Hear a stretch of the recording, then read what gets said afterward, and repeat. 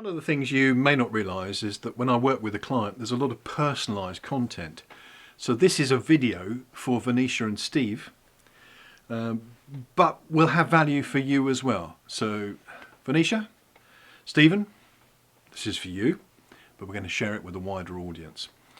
And Stephen and Venetia asked a brilliant question, what should we be mind mapping? And the answer is the stuff you want to keep. What you map, you keep. What you map, you keep. Mind mapping was originally designed by Tony Buzan and his brother Barry for memory maps. In fact, they were called memory maps, I believe, to start with, before they invented the term mind mapping and trademarked that. So what you want to remember is really what you should be giving the most love and attention and care to when it comes to mind mapping. So there's your answer. Whatever you want to remember for the curriculum, if you're at school, you're a student, that's essential, and that needs to go on your learning wall so that it stays in sight, in mind, rather than out of sight, out of mind. If you're an executive and you need to remember stuff for your professional development, that's the stuff that needs to be mind mapped. It's almost developing a photographic memory. And then they were asking Stephen and Venetia about where do we go next with the mind map. So I want to talk about three things today. So the keepers, which we were talking about there, what you map you will remember, colour, and calligrams. So what are calligrams? Well, many years ago I got a bit arrogant and I thought I'd invented a whole new term, visual onomatopoeia. What is an onomatopoeia? Onomatopoeia is a word that sounds like its concept. Bang! Zoom! Pow! It's like a Batman episode. So I was working with a group of junior school teachers, first school teachers, and I said, yeah, what you really need to do is build into your mind map visual onomatopoeia. And they said, Lex, do you mean calligrams? And calligrams is the technical term for a word that looks like the concept. And as you develop your mind mapping language, what you'll want to do is have a visual language of calligrams.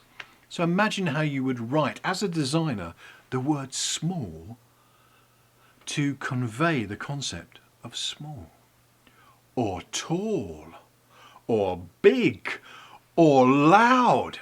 And in texting, if you do stuff in capitals, it's regarded as shouting out loud. So there's a very, very good example. But how would you draw the word Christmas? That's the only C word we want to use today, not the virus word. How would you draw leadership?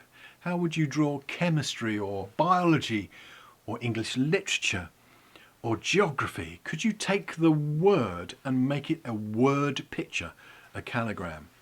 With a mind map, a rehearsed image is the most powerful impact on your long-term memory.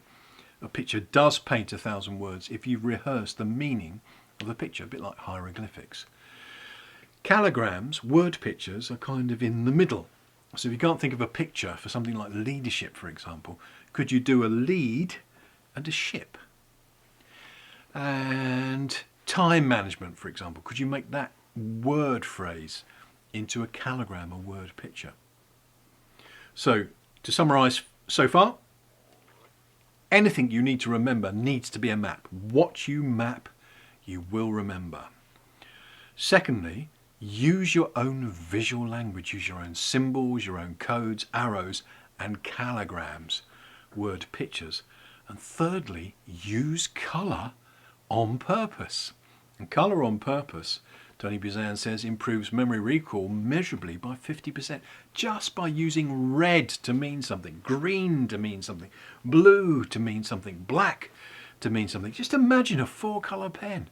Green, red, blue, black. If you had a deliberate meaning for each of those colours, then you could improve your memory recall because you've used those colours on purpose. How wonderful and how easy is that? So what I'm going to invite you all to do, but specifically Venetia and Stephen, is to come up with a colour code. Do the Richard of York gave battle in vain.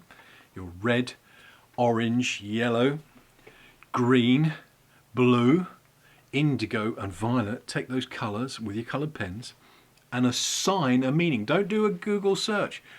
I know what Google's going to say. Red is danger. Red is excitement. Red is sports cars, as an example. Red is emergency services. But come up with your own meanings, because what you put skin in the game, as they say, what you commit to, you'll get more meaning from. So come up with a colour code for Richard of York gave battle in vain. All the colours of the rainbow. And start to develop a calligram, a word picture library for all the things that are dear to you, all the subjects that you're studying and all that you want to develop.